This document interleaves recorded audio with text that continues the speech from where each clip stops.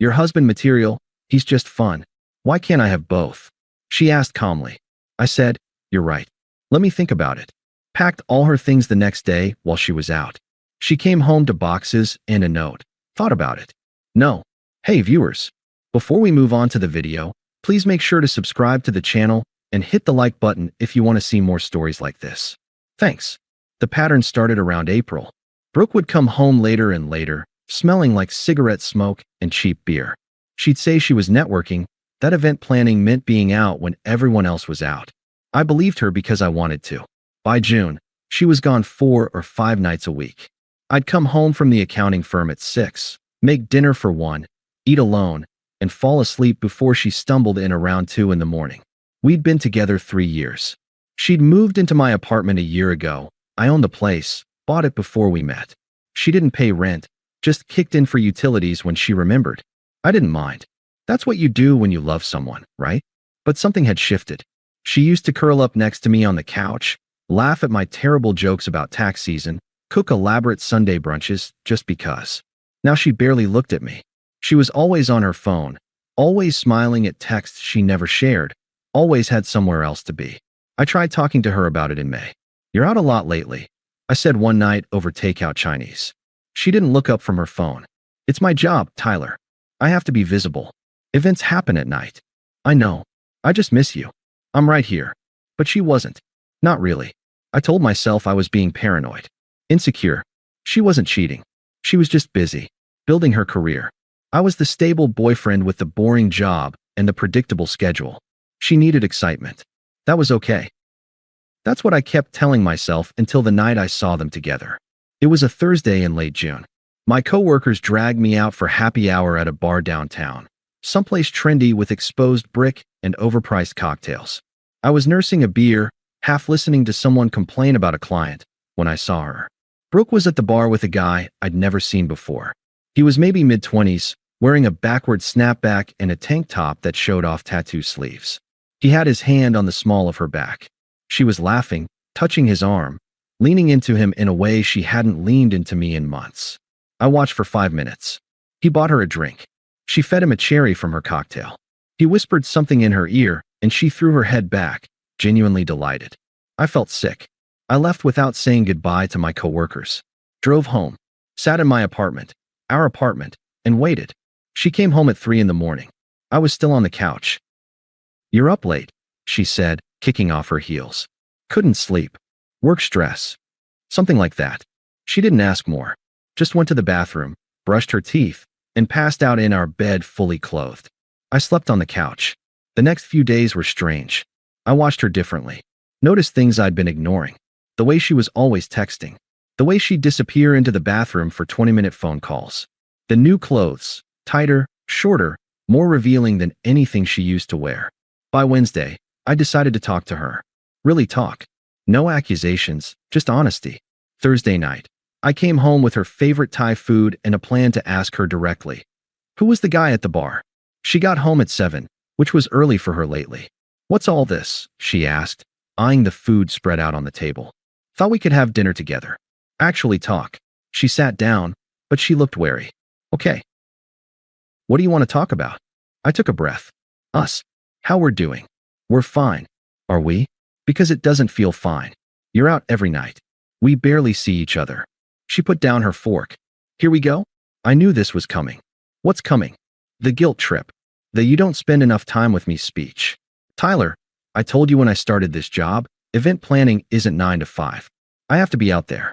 I have to network. I'm not asking you to quit your job. I'm just saying I miss you. I miss us. Well, I can't just sit at home every night waiting for you to be done with spreadsheets. I need stimulation. I need to actually live. That stung. I'm not asking you to sit at home. I'm asking you to be present when you are here. I am present. Who's Chase? Her face changed. Just for a second. Then she recovered. Chase? He's just a friend. Works at one of the venues I book. I saw you with him. Last Thursday. At Hudson's. Silence. You were following me? I was at happy hour with coworkers. I saw you. You were all over him. We're friends, Tyler. I'm allowed to have friends. Friends don't look at each other like that. She stood up. I don't like what you're implying. I'm not implying anything. I'm asking directly. Who is he? She sat back down slowly, looked me in the eye. Okay, you want honesty? Fine. Yes, I've been spending time with Chase. He's fun. He takes me places. He makes me feel alive. But I haven't cheated on you. Yet. I haven't, she insisted. I'm being honest with you because I don't want to sneak around. I don't want to lie. So what are you saying? She took a breath. I'm saying, I need something you can't give me right now. Which is excitement, spontaneity, passion. Tyler, you're amazing. You're stable and responsible, and you own this apartment, and you have a good job and a retirement plan. You're husband material. The way she said it didn't sound like a compliment. And Chase is fun. He's a bartender who DJs on weekends. He takes me to underground shows and rooftop parties, and we dance until 4 in the morning. He makes me feel young. You're 29. You know what I mean. With you, everything is planned. Everything is safe. And that's great for building a life. But I'm not ready to build a life. I need to experience things first. I stared at her. What exactly are you asking me, Brooke? She met my eyes. Completely calm. I'm asking, why does it have to be one or the other? You give me security, stability, a home.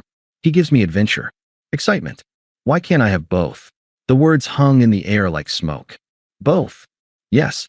I mean, think about it rationally. We're adults. We can be evolved about this. You fulfill one set of needs. He fulfills another.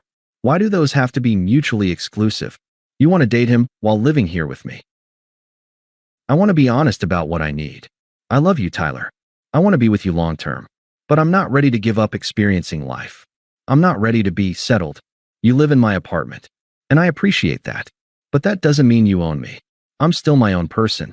I stood up, walked to the window, looked out at the city lights. She was actually serious. This wasn't a hypothetical. She was asking permission to cheat on me while living in my apartment, eating food I bought, using my Netflix account. So, I said slowly, not turning around. You want security and adventure. Husband material and fun. Me and Chase. Yes. I turned to look at her. She wasn't crying. Wasn't apologetic. She looked expectant, like she'd just presented a reasonable business proposal and was waiting for my counteroffer. Okay, I said. She blinked. Okay. You're right. Let me think about it. Really? She looked genuinely surprised. You're actually considering it? It's a big ask. I need to think it through. She stood up, relieved. Of course. Yes. Think about it. Really consider it. I think if you're honest with yourself, this could work for both of us. Maybe. She kissed my cheek. Thank you for being open-minded. This is why I love you. You're so rational. She grabbed her purse. I'm meeting Melissa. We can talk more tomorrow, okay? Sure. She left. I stood in the kitchen, surrounded by Thai food neither of us had eaten, and felt something click into place. Something cold and clear. She was right about one thing. I didn't need to think about it. I called my sister Nina at 9. She wants to date another guy while living in my apartment, I said without preamble. 5 seconds of silence. Then, please tell me you're leaving her. I'm thinking about it. Tyler, there's nothing to think about. She just asked permission to cheat on you. She says it's not cheating if I know about it. She's delusional. And you're better than this. Tell me you're leaving. I am. I just need to do it right. What does that mean? She doesn't pay rent. Never has. She just kicks in for utilities sometimes. She's not a tenant, legally speaking. So you can just pack her out. Yeah, I checked. No rental agreement, no rent payments, no tenant protections. Nina's voice changed, became sharp and focused. When? Tomorrow. While she's out. I'll be there at 9. What do you need? Boxes. Help packing. A witness. Done. And Tyler. Yeah. I'm proud of you. I didn't sleep that night. I sat at my laptop researching, planning, thinking. She wanted both. She wanted the security of a boyfriend and the excitement of a lover. She wanted the apartment and the adventures. She wanted to have her cake and eat it too. She'd get neither. I ordered moving boxes on Amazon. 20 of them. Overnight shipping. Then I texted my friend Kevin. Need help tomorrow. Can you bring your truck? Kevin, what time? Tyler, 10. Kevin, I'll be there. I sat on my couch that I'd bought, in my apartment that I owned, and felt completely calm. Friday morning, Brooke left for work at 8:30. She was in a good mood. Have you thought about it? She asked, kissing my cheek. Still thinking, I said. Take your time. But really consider it, okay? I think this could be really good for us. She left. I waited 10 minutes to make sure she was really gone. Then I called Nina. She just left. Come over. The boxes arrived at 9. Nina showed up 5 minutes later with coffee and a grim expression. Let's do this, she said. Kevin arrived at 10 with his truck. We started packing. Nina handled her clothes. Every dress, every pair of shoes, every piece of jewelry. She was methodical, folding things carefully, packing them in boxes with labels. Clothes 1, clothes 2, shoes. I handled the bathroom. All her makeup, her hair products, her skincare routine that took up an entire shelf. 3 boxes full. Kevin took the spare room where she kept her desk, her laptop, her event planning materials, her vision board, her collection of self-help books about living your best life. By 2 in the afternoon, everything she owned was in boxes, stacked neatly by the front door. I did a final sweep, checked every drawer, every closet, every cabinet. Found a photo of us from our first year together. We were at the beach, she was laughing, I was kissing her cheek. We looked happy. I put it in a box. That version of her was gone anyway. Nina was standing in the living room, looking at the stacks of boxes. The apartment looks bigger without her stuff. Yeah, I said. It does. You okay? Kevin asked. I'm fine. And I was. I felt lighter than I had in months. I went to Home Depot and bought a new deadbolt. Installed it myself. Changed the locks while Nina and Kevin loaded the truck with her boxes. Then I sat at my kitchen table and wrote the note. Simple. Clean. Final. Thought about it. No. Your things are packed and by the door. You have 48 hours to arrange pickup. The locks are changed. Don't contact me. We're done. Tyler. I taped it to the top box. Blocked her number on my phone. Blocked Chase for good measure, even though we'd never spoken. Blocked Melissa and her other friends. Done.